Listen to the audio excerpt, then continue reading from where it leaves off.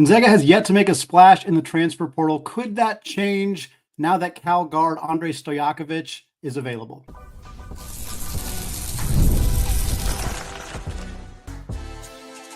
You are Locked On Zags, your daily podcast on the Gonzaga Bulldogs. Part of the Locked On Podcast Network, your team every day.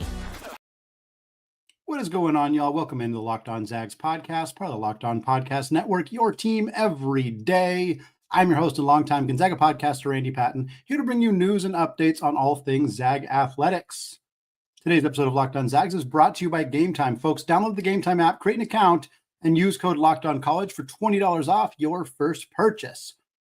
Well, it's a live show today on YouTube. Thanks to those of you joining the show live. Thanks to those of you joining the show later, either on audio or video. We're going to try to go live throughout the week, typically around this time, 3 p.m. Pacific time in the afternoon. It's a weird week with the transfer portal closing on Tuesday. Feels like a lot of late breaking news type stuff. So we're going to try to timestamp these shows, telling you when we're going live, hopefully get any news or straggling stuff coming out later after that. But wanted to get an opportunity here to talk about Andrej Stojakovic, who entered the transfer portal late last week out of Cal. We're going to talk about him, who he is, why he's a great target for Gonzaga, who else is pursuing him. We're also going to talk about some WCC news, a pair of big-time players hitting the transfer portal on Monday afternoon, one of them being from St. Mary's. We'll talk about what that means for Randy Bennett and the Gales. And then we'll close out the show talking about some of the portal additions we have seen for the West Coast Conference. It's been a lot of talk about how many great players have left the WCC, but there's some really good players coming into the conference as well.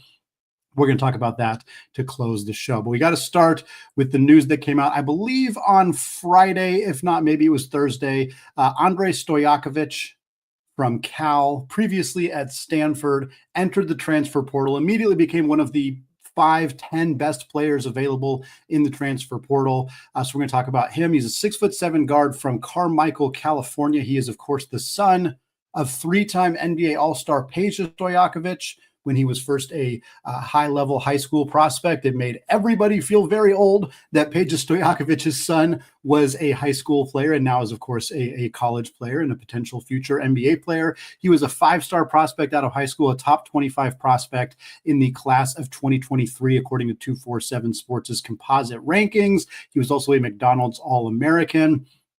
Ended up choosing to stay close to home in Stanford, at Stanford. He had offers from a ton of phenomenal programs: Duke, Kansas, Kentucky, UCLA, Texas, Oregon, Cal, among many, many others. But he chooses to stay in the area, chooses to go to Stanford in their final year of being in the Pac-12. Was kind of a potential like, hey, is this a one and done type guy? And it wasn't like he was locked into being a one and done guy. He wasn't on a ton of mock draft boards before his freshman season, but he really didn't kind of live up to that billing in his first and eventually only season in Palo Alto with the Cards. He played 32 games, started 10 of them at Stanford, played about 22 minutes per game, but really struggled with his efficiency. Averaged 8 points, 3.5 boards, little under 1 assist per game, but was only 47% on 2-point attempts, was only 33% on 3-point attempts. That was on about a little over 3 attempts per game. And I think that's an important thing to acknowledge right off the bat, even as we're going to talk about his significantly better sophomore season. He has not been an efficient 3-point shooter. And I think that the pedigree, the lineage from Peja Stojakovic, known as one of the best pure 3-point shooters in the history of the NBA, certainly in the modern era of the NBA, I think that has kind of clouded some of this perception of Andrej Stojakovic of like, oh, well, Gonzaga needs 3-point shooting, we should go after Andrej Stojakovic. Gonzaga should absolutely go after Andrej Stojakovic. Hear me when I say that, but it is not because he is a 3-point specialist. I think his 3-point shooting could improve at Gonzaga. I think there is the possibility that he becomes a good 3-point shooter, but at this point, 2 years into his college basketball career, he has not been a great 3-point shooter. He topped 15 points 5 different times in his first season at Stanford. 3 of them were non-conference games. I believe it was Eastern Washington, Idaho, and Santa Clara. So really only one particularly notable program out of those 3 where he had a 15-plus point game. After that season at Stanford, as to nobody's surprise, he entered the transfer portal. But to a lot of people's surprise, he ended up transferring to Stanford's rival, the Cal Golden Bears coach Mark Madsen's club, while both programs transitioned into the ACC. So it looks like a Pac-12 to ACC transfer, and it is, but it's really just him going from Stanford to Cal, going from Palo Alto to Berkeley. And then he gets to Cal, joins the ACC, and Cal just let him cook. Like, shout out to Mark Madsen for, I'm assuming this was the promise to him in the portal, but they said, hey, young man, we're going to let you go. We're going to let you take 10, 12, 13, 15 shots per game. We want to see what you can do. Madsen and the Golden Bears let him cook, and he cooked. That's exactly what happened. 29 games as a sophomore for the Golden Bears, started 28 of them, played about 34 minutes per game. He averaged 18 points, just under 5 boards, about 2 assists, just under 1 steal per game. The efficiency ticked up a little bit. His 2-point shot percentage went from 47.1 to 47.8, so basically the same, except instead of taking about 4 2-point attempts per game last year at Cal, he took 9.5.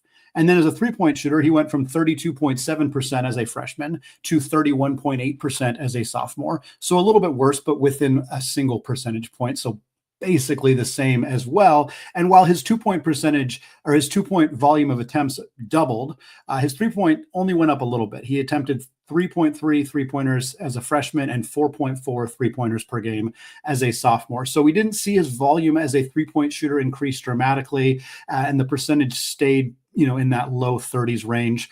He did, however, improve dramatically as a free throw shooter. His freshman year, I forgot to mention this, but he shot 53% from the free throw line as a freshman, which was very odd. It was a pretty small sample. I think he was like 36 total free throw attempts as a freshman. As a sophomore this past year, on far more attempts, he shot 82%. So a significant, I'm not sure I've ever seen a player improve his free throw percentage 29 percentage points from year to year, but hey, sometimes that happens, I suppose, and that's what we see with Stojakovic. So for folks who kind of use 3-point shooting or free throw shooting as like a projection for 3-point shooting, I think you feel a little bit better seeing Stojakovic shoot 82% as opposed to the 53% that he shot as a freshman. He was on the All-ACC. He was an All-ACC honorable mention. Probably should have been on the second team, but was honorable mention. He did make the All-ACC tournament team, however, even though Cal only played 2 games in the ACC tournament, and that's because Stojakovic went crazy in those 2 games. In a 2-overtime win over Virginia Tech, Stojakovic had 29 points, and then in their loss to Stanford, his old school, losing to Stanford to end Cal's season, a devastating way for the year to end for Cal. No part because of Stojakovic's performance, though. He dropped a career-high 37 on Stanford, shot 13 of 22, including 4 of 7 from 3. He had 37 of Cal's 73 points, slightly more than half of Cal's points scored in that game were by Stojakovic. A remarkable way for his sophomore season to end at Cal. Okay, other teams that are interested in Stojakovic, it's a pretty long list. We know he's taking a visit to Illinois on Tuesday. We know he had a Zoom call with USC prior to that. We also know that he was at one time in contact with Kentucky. However, a recent report from Matt Norlander of CBS indicates that Kentucky, after landing Denzel Aberdeen from Florida, is done. They're not out looking for more players in the transfer portal. So a handful of players like Rylan Griffin from Kansas and Stojakovic who had been in contact with Kentucky were basically told, hey, we're good. We're sticking with what we got. So that takes one team out of the running in Kentucky. But again, the Illinois visit on Tuesday makes a ton of sense for Stojakovic. Brad Underwood's offense is very high octane. They do a lot of scoring. They've had a lot of players similar to Stojakovic in the past. But we've also seen that he's not ruled out a return to Cal. That has been reported by multiple people. We've also heard other programs that have contacted him. North Carolina, Florida, Clemson, LSU, Cincinnati, UConn are in the mix. Now, the fit at Gonzaga, very obvious. Gonzaga needs a go-to scoring guard. They don't have that right now. Assuming no surprises in the transfer portal in the next day or so, we expect that Braden Huff and Graham Ike will be your starters in the front court. Braden Smith will be your starter at the 1, and then some combination of Emmanuel Innocente, Jalen Warley, Steele Venters if he's healthy, Davis Fogel will be in the mix for those minutes at the 2 and the 3. But Gonzaga needs more out of that group because right now that's not a group that does a lot of scoring. Jalen Warley, not known as a scorer. That's not his role. He's a point forward. He can distribute the ball, and he's a very good defender, but he's not a scorer. Emmanuel Innocente, we know that he's not a scorer. Davis Fogel, as a true freshman, probably not expected to pick up a big role right away. And Steele Venters, We don't know the full scope of his health coming off of 2 major knee surgeries and 2 full seasons missed. But even if he is back in at full strength, he's a very good 3-point shooter, but he's not a go-to put the ball in his hands and let him score type player. That's not a player that really exists on Gonzaga's roster right now. And Stojakovic is that guy. He also would provide a ton of size for Gonzaga's backcourt. At 6'7", if Stojakovic were to commit to Gonzaga, you would have Braden Smith starting at the 1, who's 6 foot, but then you would probably have Stojakovic and Jalen Warley starting together. Both of them are 6'7", and then you would have Huff and Ike, who are both 6'9", 6'10", starting in the front court. That's a huge lineup for Gonzaga, and especially when you consider that the size of their backcourt the last couple of years was an inhibiting factor for them. The fact that Ryan Nembhard and Nolan Hickman were not particularly big hurt them in many games over the last couple of years. So you could see how Mark Few would want to avoid that. And Stojakovic provides, outside of 3-point shooting, which is obviously something Gonzaga needs, he provides everything that kind of checks those boxes. He's a high-level offensive player. He's a go-to scoring option. He's a big guard. He has experience. And I do think that you could project the 3-point shooting to improve in Gonzaga's offense, where he's not going to be as much of the focal point of opposing defenses. I call this the Ryan Woolridge effect. Many of you have heard me say this over the previous years. And I think for Gonzaga, with Huff and Ike absorbing so much attention from opposing defenses, you will have more open shooters than you get in an offense like Cal's or Stanford's. And I think that will allow Stojakovic, who's not going to take, 5 or 6 3-point attempts per game necessarily, but I think he could be a guy who shoots closer to 38, 40% from 3 on a slightly smaller volume in Gonzaga's offense. We'll talk more about Stojakovic. We'll talk more about other players Gonzaga is pursuing, should pursue, might pursue in the transfer portal. But for now, I want to move on and talk about a few players that just recently entered the portal. And they're not necessarily Gonzaga targets, but they are former WCC players. We're going to talk about what that means for the conference coming up here in just a second. But first, folks, get the supplies that you need from the site made for the skilled trades, Supply House. Whether you're in plumbing, HVAC, or electrical work, Supply House is the reliable way to order products online. Their easy-to-use website is packed with helpful resources and the latest product information to help you get the job done right. Plus, with a complete inventory of over 200,000 parts from 400-plus top brands, you'll find exactly what you need delivered fast from coast to coast. And if you need help with an order, Supply House offers expert support and industry-leading service, so you'll always talk to a real person. And for trade pros looking for an extra edge, their free TradeMaster program offers exclusive perks like a dedicated phone line, free shipping, and discounts on every order.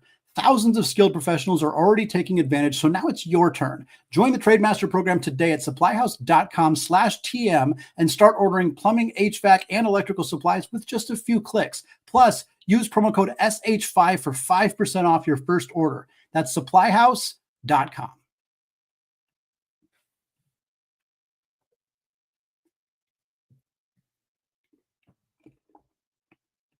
All right, folks, segment 2, still Andy Patton, still Locked On Zags podcast. Moving away from talking about transfer portal targets for Gonzaga specifically, and our conversation there about Cal guard Andrej Stojakovic, to instead talk about a pair of players who entered the transfer portal earlier on Monday, as we record this live here at 3:15 p.m. Pacific time on Monday afternoon. We saw a couple of big-time players from the conference enter the portal earlier today. We're going to talk about those two guys, starting with Jordan Ross from St. Mary's, one of now 4 starters from last year's St. Mary's team to be gone for next season's roster. 3 of them were all graduating seniors in Augustus Marcelonis, Luke Barrett, and Mitchell Saxon. All 3 of those guys are gone. So we already knew that St. Mary's was going to have to replace 3 of their 5 starters. But now with Jordan Ross entering the portal, that makes it 4 out of 5, with only Arizona transfer forward Paulus Morauskas returning from St. Mary's' starting lineup. Now, granted, the Gales are expecting, as of this recording, to return Harry Wessels, who was their backup center last year, and he's going to step into a starting role with Saxon's departure. He's very, very good. They're also returning Mikey Lewis, who I thought was a bit overrated last year, but is a very good player, will step in to either Marcelonis or now Ross's role in the backcourt. And then Andrew McKeever, another one of their backup centers, will be returning as well.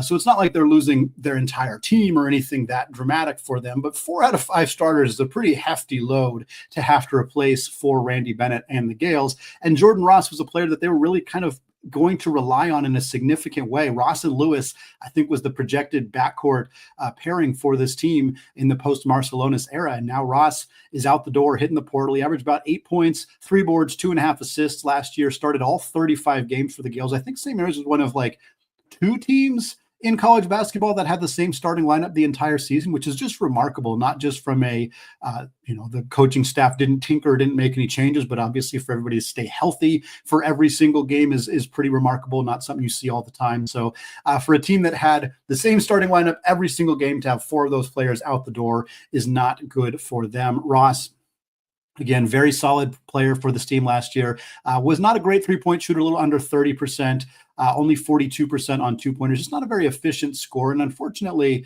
for St. Mary's, like, that's so critical for this program's success.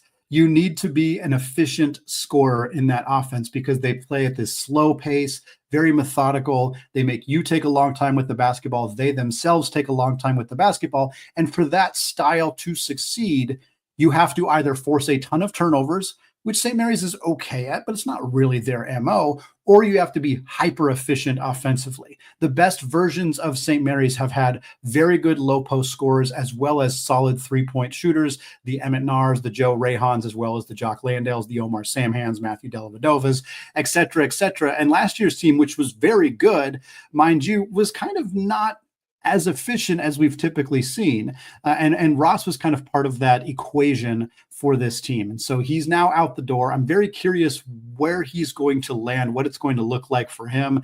He's from Utah. Originally, he played high school ball at Compass Prep in Arizona, the same high school that Davis Fogel spent his senior year at. Got to imagine that there's going to be a good chunk of teams that are looking at him. He's a 6'3" guard, so he's a little undersized, 2 years of experience, coming from a system that, you look at his overall numbers, but the efficiency is not great. But again, 8 points in a St. Mary's system is kind of more like 12 points in another system. So I don't think that that'll be held against him necessarily. I don't think the Zags will pursue for a couple of reasons. One, he's a smaller guard who's not a great 3-point shooter, a talented player, just not what Gonzaga needs right now. And 2, I don't know that we'll ever see on the men's side a St. Mary's Gonzaga transfer going either direction. Maybe we will. Nobody would have ever thought you'd see Georgetown Providence, and we saw it just earlier today as I'm recording, or, we just saw Florida to Kentucky earlier today as well, and Denzel Aberdeen. So these things happen now more than they used to, but I'd be fairly surprised if this one happens anytime soon. And again, Ross being the first player to make that move, pretty unlikely considering he doesn't really fit Gonzaga's current needs. Another player from the WCC to hit the portal, one that maybe makes a little bit more sense for Gonzaga, although I'm still not super confident they'll pursue. That's Lamar Washington, coming from the University of Pacific. 6'4" guard, originally from Portland, Oregon, went to Jefferson High School and then transferred to Compass Prep in Arizona. Again, the same high school as Davis Fogel, the same high school as Jordan Ross. Does that mean that Ross and Washington are going to transfer to the same place? Probably not, in part because they sort of play the same position. Ross is a bit more of a 2-guard and Washington's a bit more of a point guard, but I don't think that they're necessarily traveling together. It is just a unique coincidence that both happen to go to the same high school. However, Washington, 6'4" guard. Like I said, he spent the first 2 years of his college basketball career at Texas Tech in the Big 12. And then for those of you who recall, Dave Smart, who was the head coach at Pacific this last year, his first year, previously was coaching in Canada at the collegiate level, but he spent 1 year in the States as an assistant coach at Texas Tech before coming to take the head coach job at Pacific. So Lamar Washington followed Coach Smart, from Lubbock, Texas to Pacific, to Stockton, California, to go play at Pacific. And Washington, as you would expect, broke out in a much bigger role for Pacific than he'd had with the Red Raiders. Averaged 13.5 points, a little under 6 assists, 5 boards, 1.7 steals per game. It's kind of wild that he averaged nearly 6 assists per game, and that was only 4th in the WCC, thanks to some incredible passers. Of course, Ryan Nembhard, Mo Odom, and then Augustus Marcelonis all ahead of him. He did average 1.7 steals per game, which was second in the WCC, shot 45% on 2-pointers, only 29.5% from 3, which is part of the reason I still don't think Gonzaga will pursue. He's more of a point guard anyway.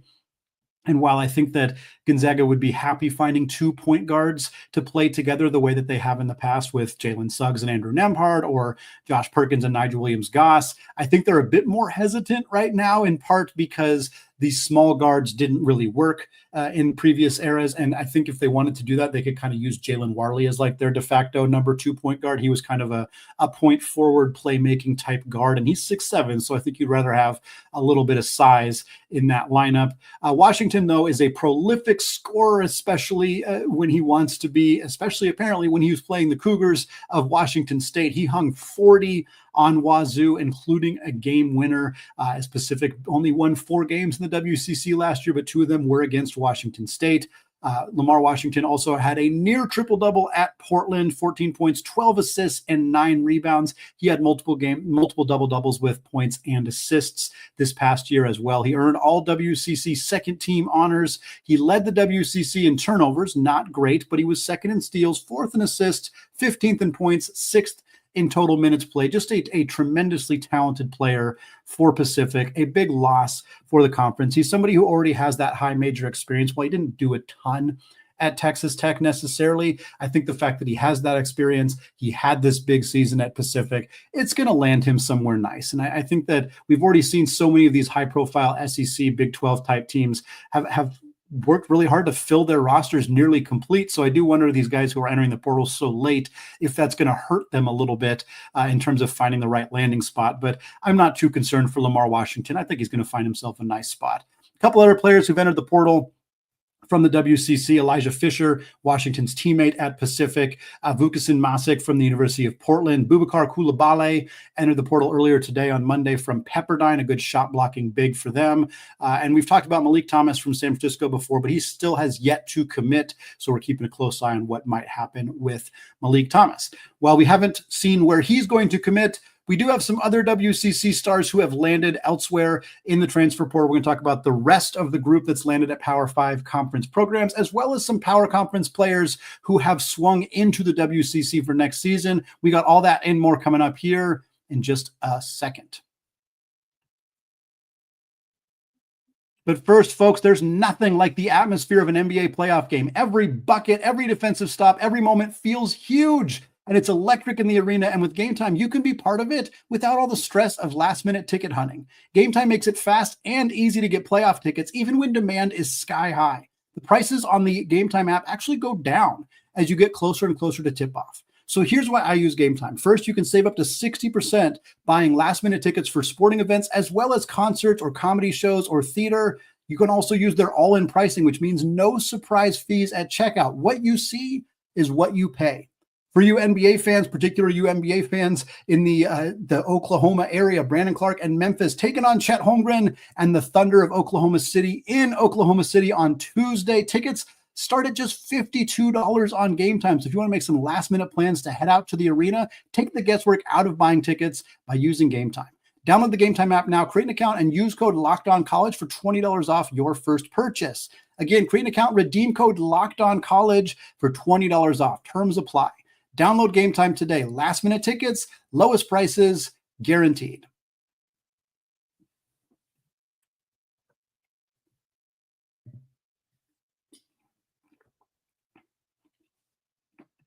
All right, folks, segment 3, still Andy Patton, still Locked On Zags podcast. And we're still talking WCC in the transfer portal here as we record this live about 3:25 p.m. on Monday afternoon.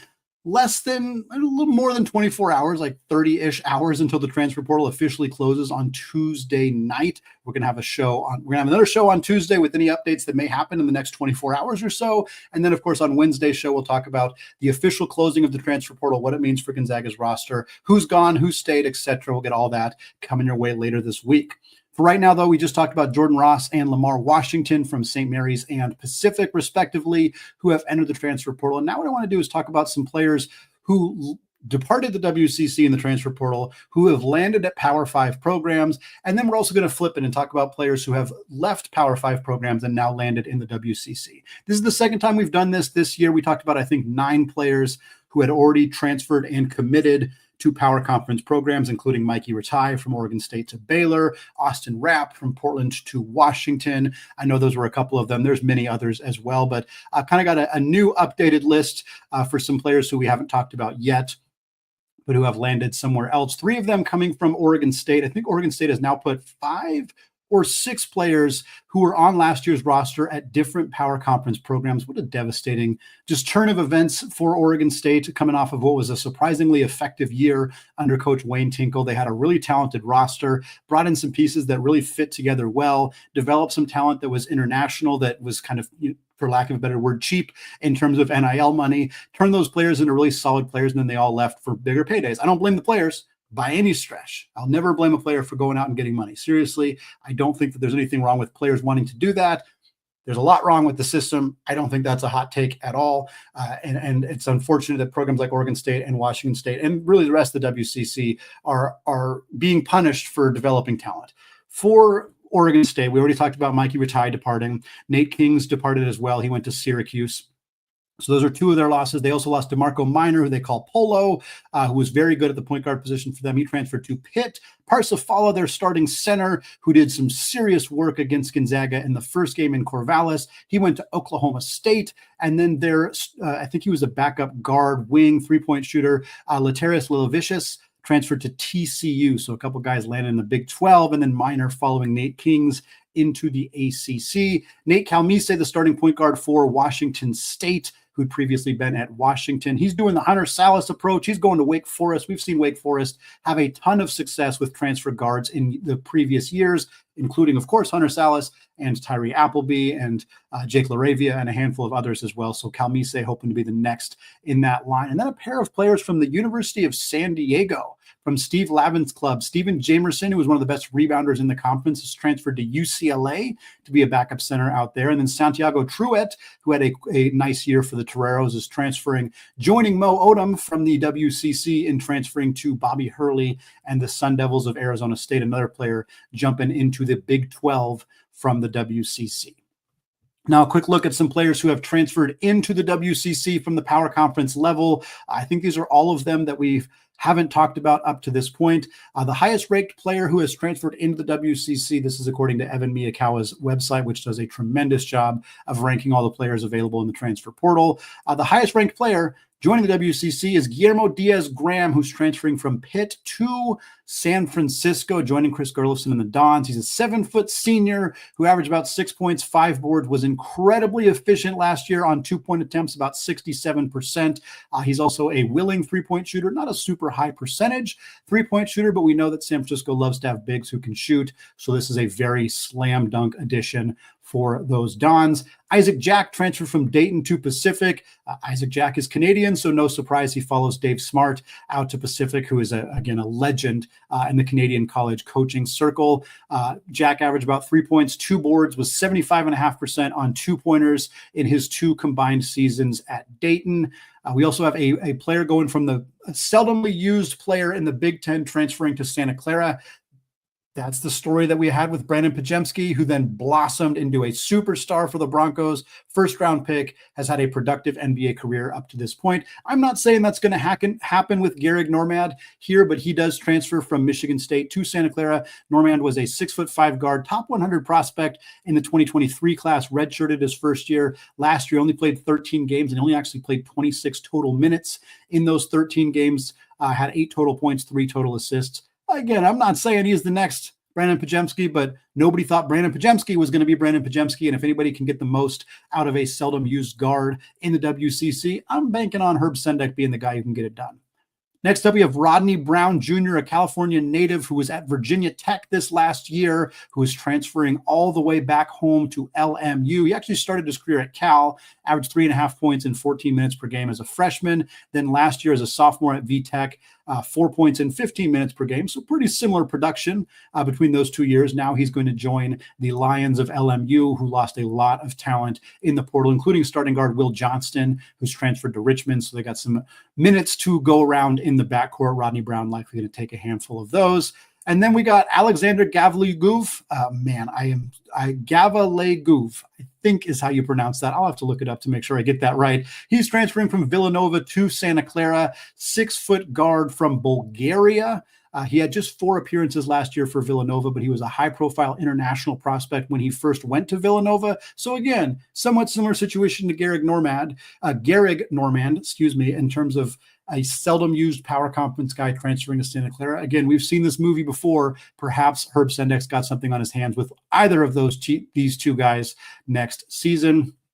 Last update I want to give here before we get you out and on with your day here on Locked On Zags. Claire O'Connor from the women's basketball team was one of 2 players from Gonzaga to enter the transfer portal alongside Bree Sallenbien. We know Bree Sallenbien is heading closer to home to play for Ball State. Now we know Claire O'Connor's heading, just like so many other players we've talked about in this segment, she is heading to the Big 12 as well. O'Connor going to go play for the Buffs of Colorado, coming off of a sophomore season where she averaged 7.5 points, 3.5 boards in 34 games for the Zags. She started 29 of them, played 23.5 minutes per game. This is a big loss for Gonzaga because they're already short guard depth heading into next season, and 3-point shooting, which is always a concern, always something you want to have more of. Claire O'Connor shot 41% from 3 this past year for the Zags on about 3.5 attempts per game. So they're losing a sharp shooting guard from a roster that really needs more guards. They've already lost Taylor Dalton to graduation. They've lost Esther Little to graduation. Bree Sallenbien, who we mentioned, hit the transfer portal earlier. So the only returning guards on this roster right now for Gonzaga are Allie Turner,